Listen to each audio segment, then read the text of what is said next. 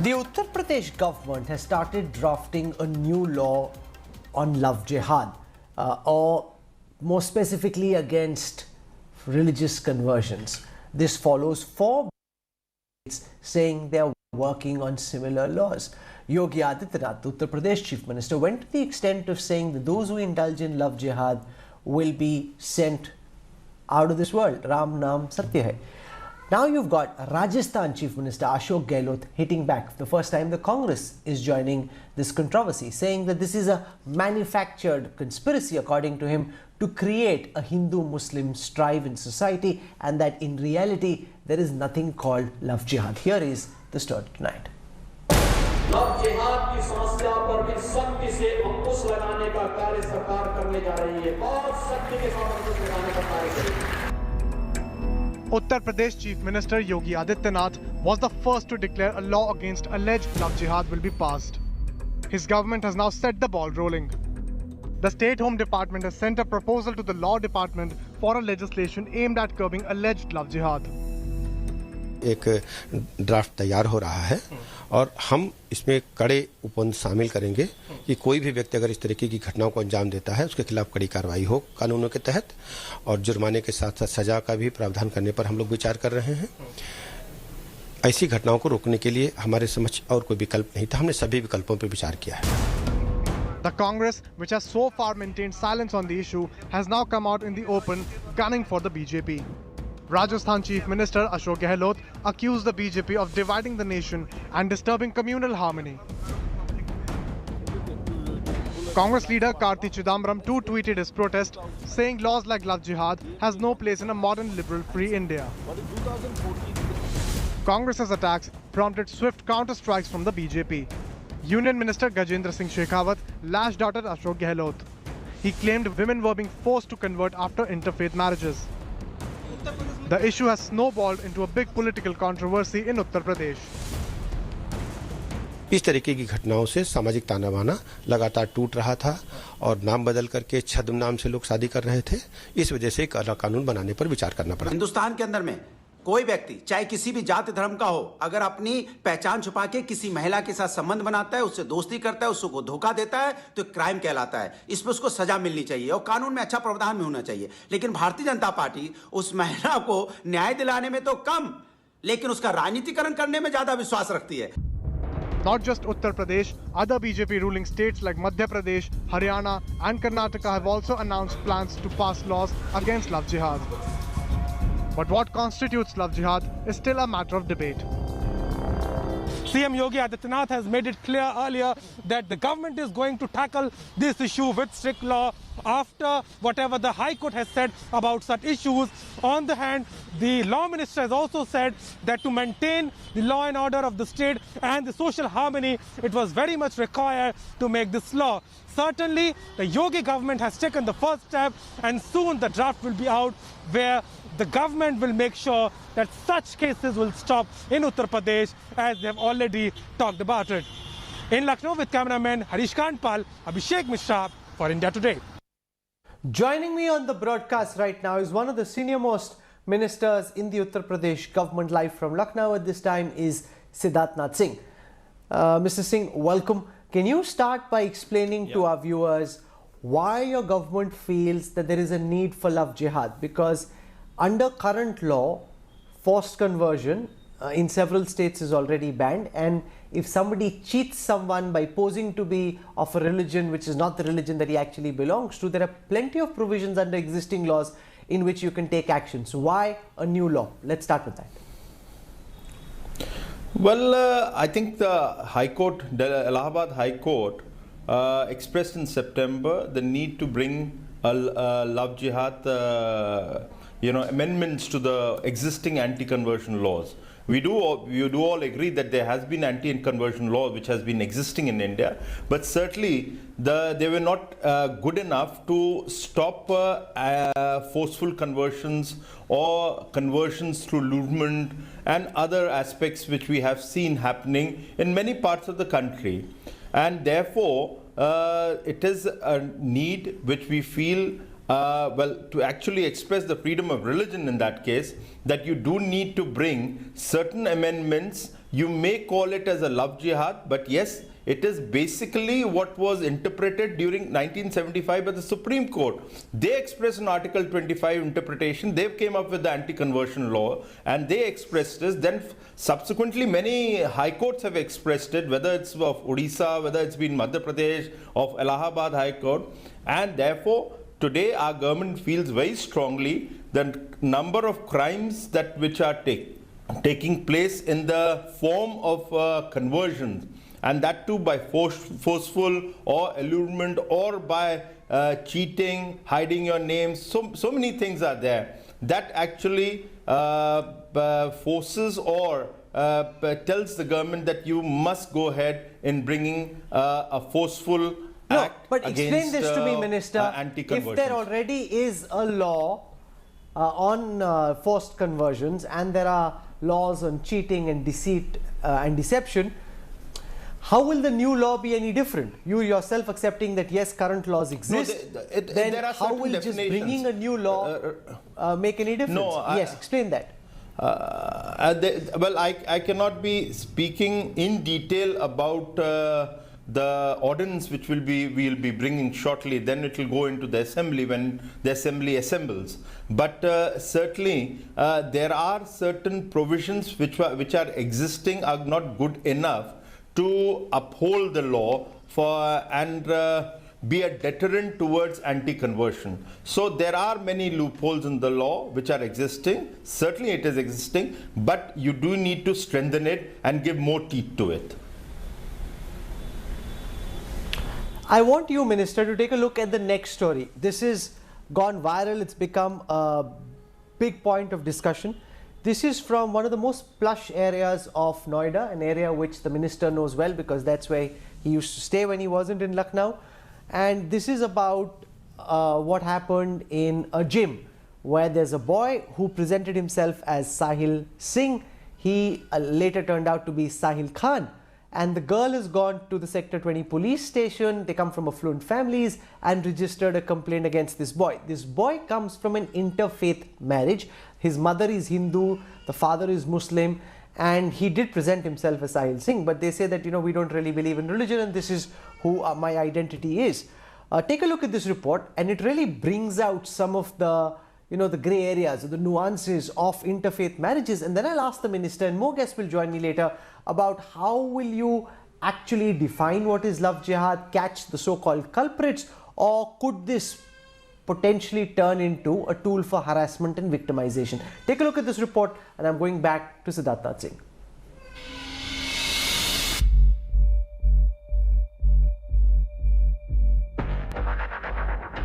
Delhi suburb of Noida has been rocked by a curious case of alleged love jihad.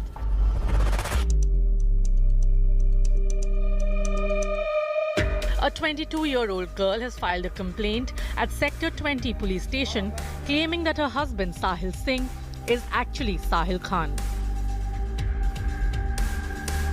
In her complaint, the girl claims that she met Sahil at a Delhi gym. The two became friends and then got married during the lockdown on 9th of May. She claims that she was made to sign a blank sheet of paper when the two got married in a temple. Her complaint also states that Sahil's father's name is Shaukat and that Sahil has two voter ID cards, one with his mother's name and Delhi address, the other with his father's name and a Gurgaon address. The girl alleges that when she tried to end the marriage, Sahil started blackmailing her and threatened her that he will convert her to Islam. Noida police have registered an FIR in the case.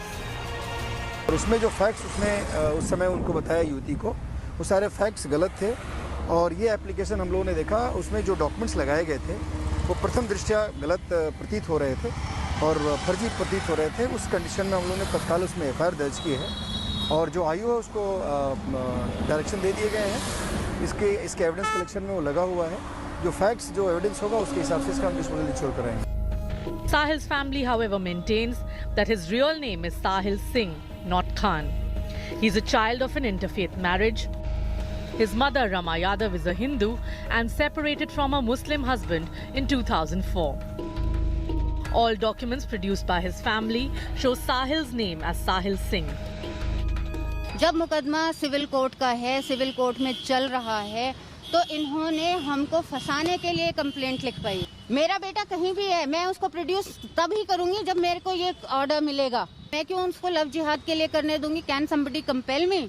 उनके खिलाफ बिना किसी FIR के अंदर सबूत होते हुए उनका नाम इन्होंने एफआईआर के टॉप 3 में, और जो चौथा इन्होंने लिखा था उसको तो नाम ही कहीं नहीं है। जो ये कह रहे हैं कि हमने जिसको पैसे दिए उसका कहीं ये नाम जिक्र नहीं कर रहे हैं। The girl and her family who have accused Sahil of love jihad have so far been silent after filing a police complaint. The girl has already filed for divorce and has alleged that Sahil demanded 25 lakh rupees from her. With the UP government mulling a law against so-called love jihad, could a big element of criminality enter the legalities surrounding relationships? With Himanshu Mishra in Noida, Bureau Report, India Today. So this is a deeply complex, multi-layered case, and I want to go across to Siddharth Singh on this because, as you saw, the girl's family alleges, and the girl's gone and filed an FIR, that this is a case of love jihad. The police have registered that case. The boy's mother is Hindu. She says that she separated from her husband, who was a Muslim, and that his name is indeed Sahil Singh, and that the girl knew about it, that it's a civil dispute. Now you bring in this strong law. The Uttar Pradesh Chief Minister said that anybody who does love jihad will be sent away from this earth. Now, if it's that kind of a law, we don't know what the penal provisions are, but it suggests that there'll be very serious penal provisions. How will you deal with the kind of case that we are seeing in this very tony sector of the national capital, the NCR region? How would you deal with something like this, Minister?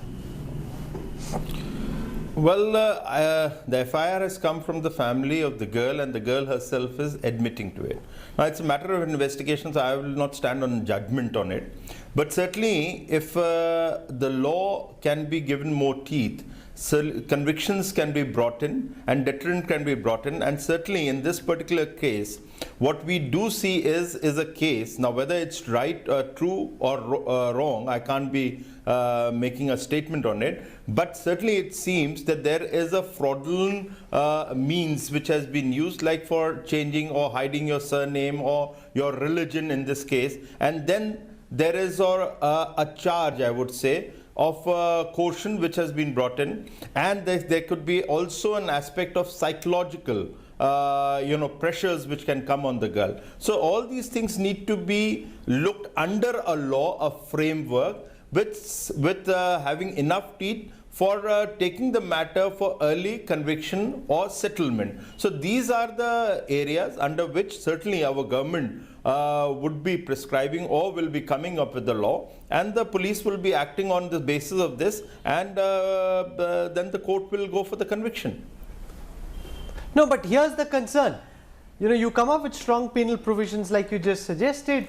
You lock up the boy. It's a civil case, and later he's in jail. It turns out that maybe the girl knew, their relationship went sour. And why is it only that the girls need to be protected because they are daughters? Why do you take away their agency, their right to choose? Maybe a girl from one religion chooses to marry a boy from another, and it is her decision, like we saw in that much discussed Hadia case in Kerala. It went on and on. She married, she was sent back to her parents by the government, by the police. Later it emerged the NIA had to shut its investigation down because it was proven that the girl did so of her own volition. But look at the mess that got created in the process. Well, Rahul, I can't really, comment on the question which you are actually, or the loaded question that you are trying to come to me. Basically, there can't be a, watertight kind of any law in the country or anywhere in the world. But certainly any law that any government tries to make is with the intent that it should be fair and transparent and should give justice at the end of the day, and early justice. So I wouldn't say that the boy would be just picked up because this becomes a love jihad, and love jihad is not a creation of BJP. It was created in somewhere in Kerala, I recall, in 2009 or 2008, and this came out from there. So therefore, under the law of anti-conversion, if there is a prima facie, then you know very well under prima facie charges, the police does arrest for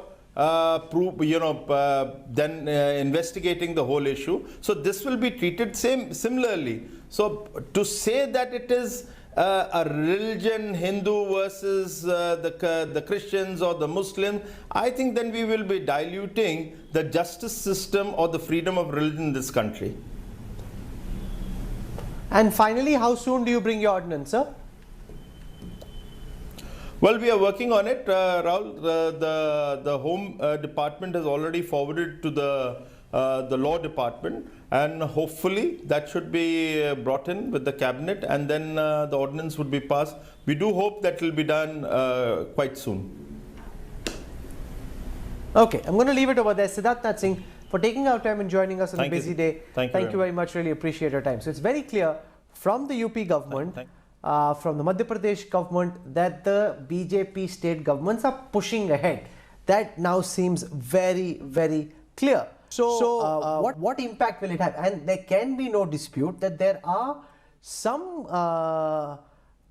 some cases of deception, that somebody didn't know, the boy misrepresented his religion. But is this like a grand Saudi conspiracy where Wahhabi masjids are sending in money, and this is being done as part of an elaborate global conspiracy, as is often suggested? I mean, is there any evidence to back that? Joining us on this broadcast, we have Sabha Naqvi, we have Geeta Bhatt joining us, we have RP Singh from the BJP joining us. So welcome to all our guests, and I want to go across to Sabha Naqvi first, because you just heard from the Bharatiya Janata Party's minister in Uttar Pradesh that the ordinance is coming, and there have been the odd case here and there where boys have misrepresented, they've lied about their name, this has been found out later. There is no evidence to say it's a grand global planned conspiracy, but now the government has the will, it has the mandate, and the ordinance is coming. Sabha Naqvi, opening comments. So I have no doubts that the ordinance will come, because even before Chief Minister Adityanath Yogi became a Chief Minister, his Hindu Yuva Vahini went with Romeo, anti-Romeo Muslims were perceived as being these men who seduce women who have no will of their own. So let me just come at this with various points. Politically, it's the BJP inventing something and then saying they need to protect something. So they have declared that India is full of people who are doing love jihad. There can be people who misrepresent in any community, between intercaste, between anything. It can happen on any grounds. It is extraordinary that two states which are talking about this, Uttar Pradesh and Madhya Pradesh, are states which have high crimes against women. There are rapes happening every day. But they are going to put the energy into love jihad, and it probably works for them politically to do so. I recognize that. The last family I attended was my cousin from Lucknow, a female cousin from Lucknow, who married a Tamil Brahmin boy in Delhi. That was the last. It was both sides. So I suppose that could have been love jihad. He may have duped her. But that's not the case. It's only if the male is Muslim and the girl is Hindu, that there is supposed to be, the woman has no agency. This is beyond the Hindu-Muslim aspect of this law, Rahul, which is clearly part of the communal dog whistling, which is what we have these days. That's fine. I'm not arguing that. I'm not even getting very agitated about it. The basic point is this is a very anti-gender kind of a law. This presumes. This is one of that kind of thinking that says a Dalit must not marry a Thakur. It's a caste kind of a thing. It presumes women are objects where men are going to determine, the DM is going to determine, the district magistrate is going to go and check on the families. How dare you do this? A law like this, what it does is it empowers the local machinery, government bureaucracy, to go and harass inter-community, inter-caste, interfaith marriages. Part of a continuation of that. So this is what first. Okay, so you've laid a strong case against love jihad. I want to go across to Dr. Geeta Bhatt. Sabha Naqvi saying this is anti-gender. It suggests that women have no agency. It leaves massive scope for misuse, and that suddenly you have DMs and police deciding which girl chose to marry rightfully. and which one didn't, because very often in the case of an interfaith marriage, the family is opposed to it. So Sabah Naqvi and others like her would voice serious concerns about the law being misused. Well, Rahulji, since you had also asked this to Siddharthji also the same question, as far as it is concerning to any law being misused, you tell me one law which cannot be misused. It is not. For example, if you consider the anti-dowry law, we know how stringent it is. On one complaint by the girl, not only the boy, the whole family, they have to be in the jail. It is a non-bailable case. You can't take bail over it. But there are cases where it has been exploited. We all know that. But that does not mean that it is not required, because there are a large number of women who even today require protection from using the anti-dowry law. Similarly, the case of there have been very pertinent social challenges which have been brushed under the carpet for decades.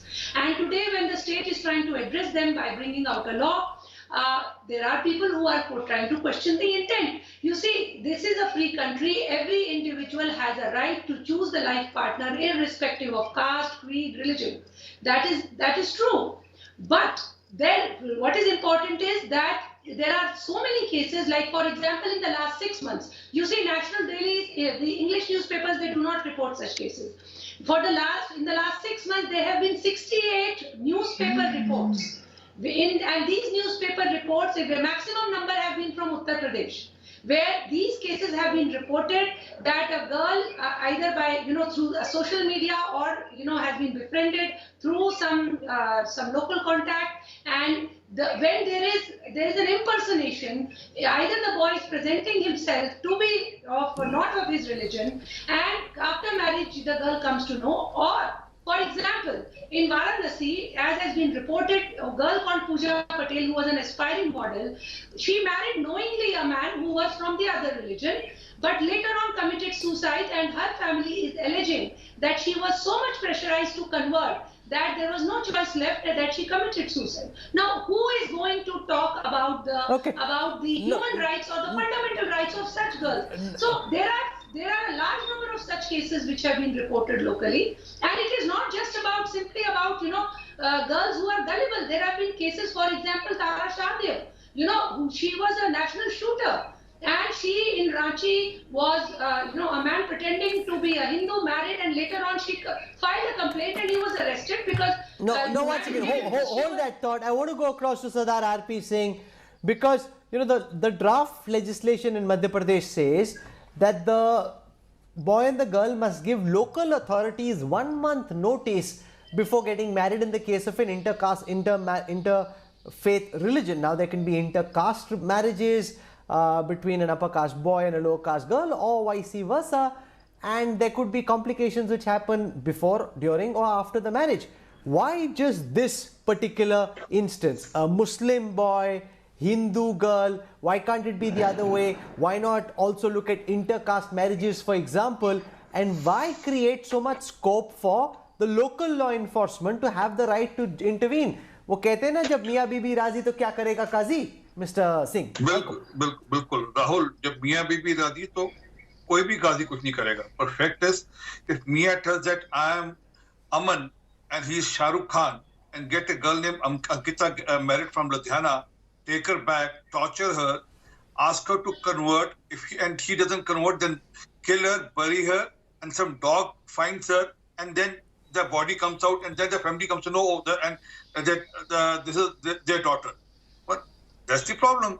And let me read out. I mean, I heard there's some eco problem when Sabha was speaking.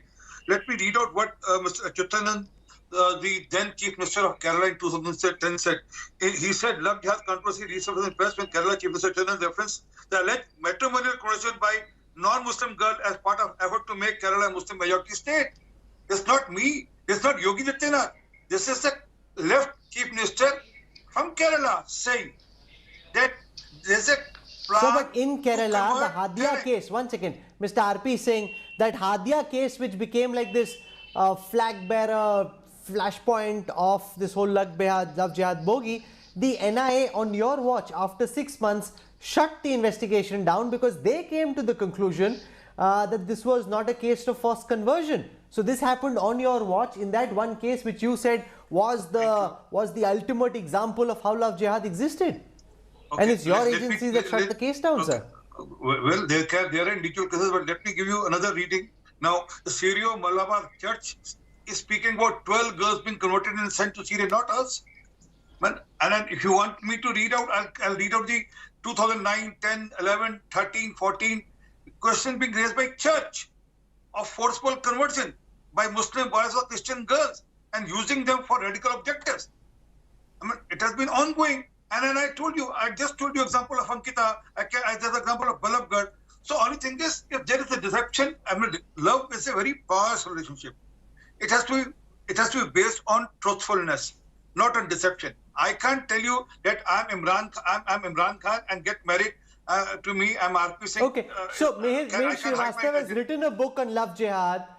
No, one second. RP Singh has what most people who are watching would consider a fair point, that if you deceive someone by suggesting that your faith is something other than what your faith actually was, and it gets found out after marriage, is that not, Mihir Srivastava, relevant grounds and reasonable grounds for that family to then press charges against whoever does such misrepresentation?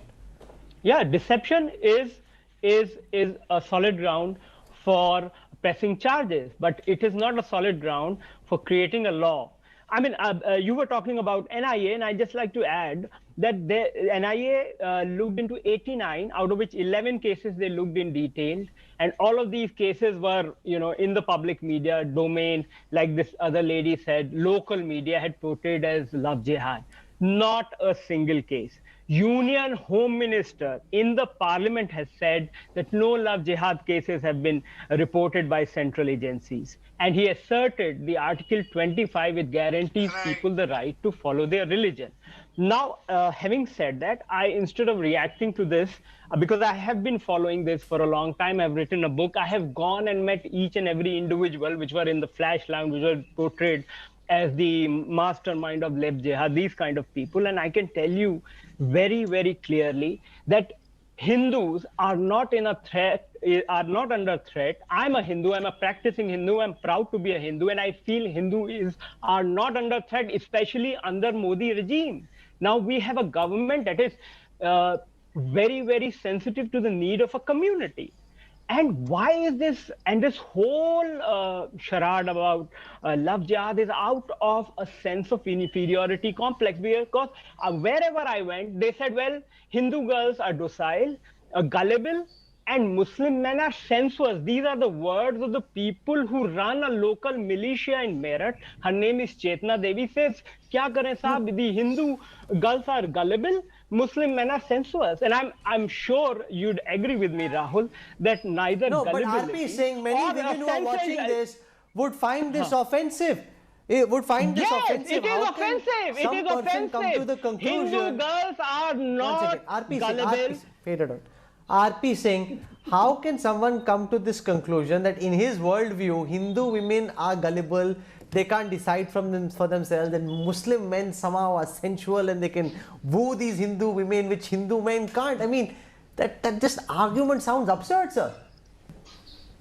Well, that's Mihir Srivastava's word. I mean, can you watch for those words? I mean, he's quoting someone which we don't know. I'm quoting what's being printed in media.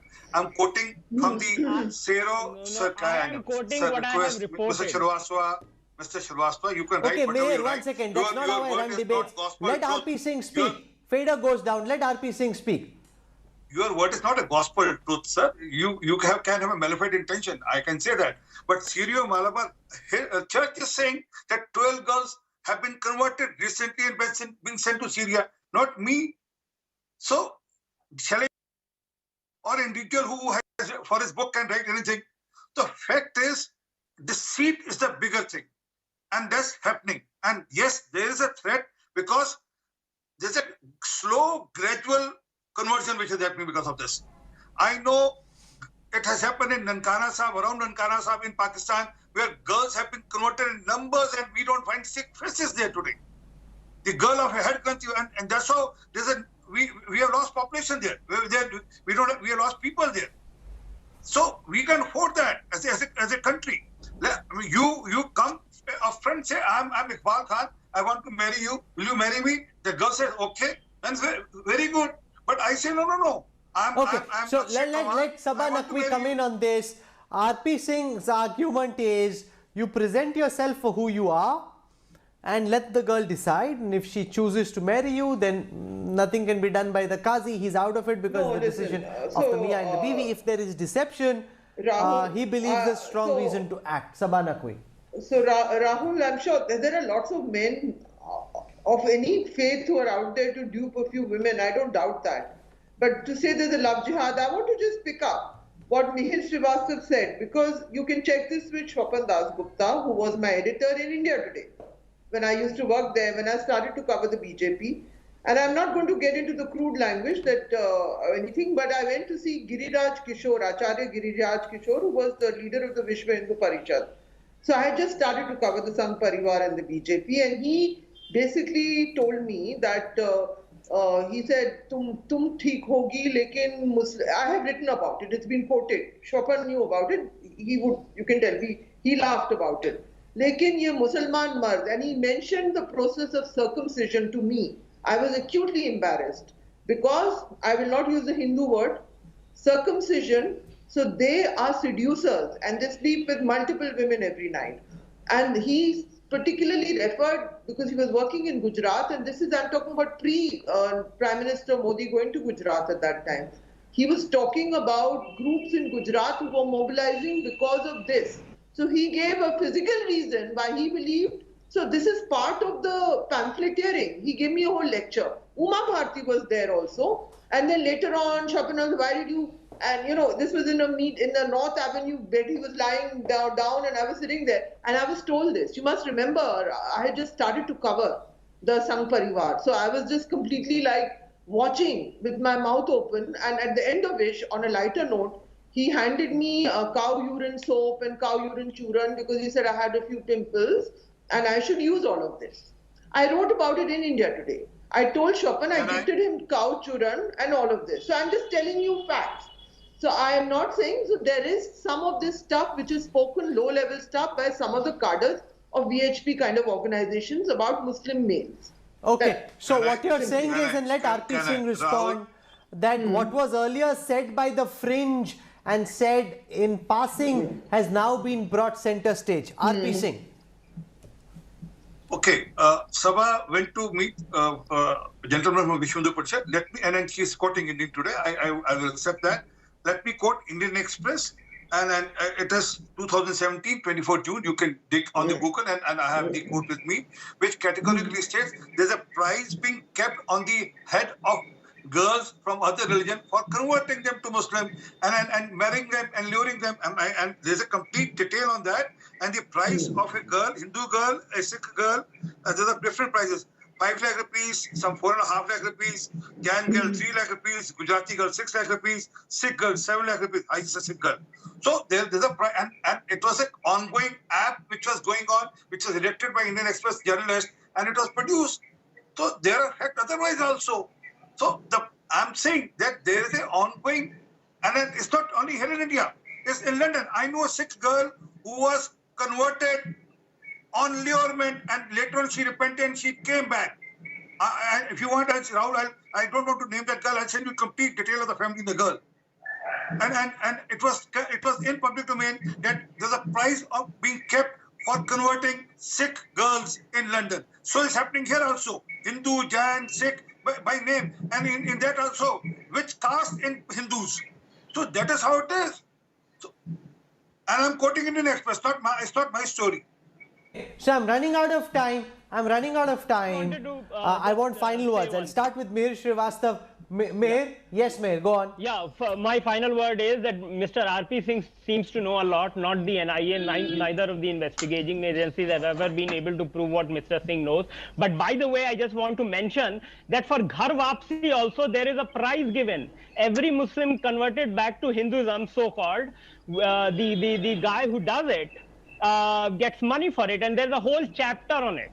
So Don't and it is all in public domain. People can go investigate. I just went for a trip with a friend of mine and I wrote a book. There is nothing hidden. If NIA wants, they can prove everything that Mr. RP Singh has been claiming for. Okay, Dr. Bhatt, respond to this. That the NIA has probed this, agencies have probed this, nothing emerged in all the investigations, and this is not UPA run probe agencies. These are agencies under the watch of the NDA who also have probed similar charges and found nothing. Final words, Dr. Geeta Bhatt. Well, you see, even the Catholic Bishop Council has come out and has said that the secular political parties need to accept that Love Jihad exists. It is not just about the Hindu girls, but a large number of non-Muslim girls have been facing this. And you were mentioning that is it happening across the globe? Even in Myanmar, a lot of tension between Buddhists and Muslims is over this issue, where the marriages are taking place and there are conversions taking place. So there is a much larger picture where ultimately it is the conversion which is the main issue. There is a change in demography which is being targeted, and yes, this needs to be proved, and there may be that the investigation agencies have not come out, but the fact remains that there are nearly 12 girls, Kerala girls who are there in Afghanistan who have become widow, who converted and went there. There is a whole ISIS nexus which exists, which we can't shut our eyes to this. All this also is a reality, and this needs to be addressed. So you've heard all sides. Rahul, very small word, very small interjection. Mere Shrivastava, your book is not Quran, which I need to believe on. And neither your words are gospel that I need to believe in. Sir, I'm quoting the newspaper. Investigating agency, it is looking into it. They have not been able to prove anything. And I can't take your word for it because you are a party. No, you can do a story politically divisive issue. We can be here all night and this debate will rage. As always on the Newstrack, I don't take sides. We allow diverse opinions to be articulated as best as possible, and we leave it to you, our viewer, to decide who you think has the more compelling argument. I'm slipping into a break. When we come back, we look at India's COVID woes